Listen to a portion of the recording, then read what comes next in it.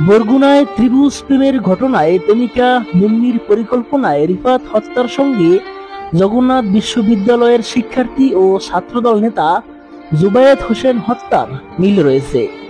মঙ্গলবার 21 অক্টোবর দুপুরে DMP media সেন্টারে আয়োজিত সংবাদ সম্মেলনে এ তথ্য জানান অতিরিক্ত police commissioner crime and operation S N. Mohammad Nazrul Islam. তিনি জানান, টিউশনির ছাত্রী বারজিস শবনম বর্ষার পরিকল্পনায় খুন হন জগন্নাথ বিশ্ববিদ্যালয়ের ছাত্র জুবায়েদ হোসেন। 26 সেপ্টেম্বর মাহির জুবায়েদের সঙ্গে সম্পর্ক জেনে যাওয়ার পর থেকে শুরু হয় হত্যার পরিকল্পনা। খুন করেন বর্ষার সাবেক প্রেমিক মাহির রহমান ও তার বন্ধু।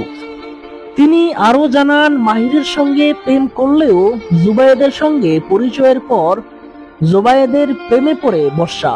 পরে মাহিরের সঙ্গে ব্রেকআপ করে, কিন্তু মাহিরকে কিছুতেই ভুলতে পারছিলেন না বর্ষা।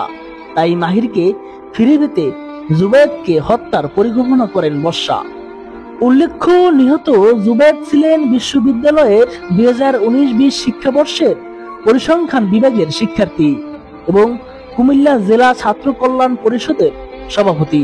রোববার বিকেলে বর্ষার বাসায় টিউশনে যাওয়ার পথে জুবায়েদের সঙ্গে দেখা হয় মাহিরের।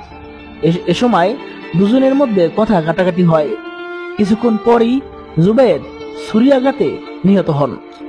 প্রসঙ্গত 2019 সালের 26 জুন ত্রিভুজ প্রেমের বলি হন বরগুনার রিফাত শরীফ। ওই ঘটনার ছবি সোশ্যাল মিডিয়ায় ছড়িয়ে পড়লে দেশব্যাপী তোলপাড় শুরু হয়। এই ঘটনাটিও মিন্নির ঘটনার মতো ত্রিভুজ প্রেমের ঘটনা।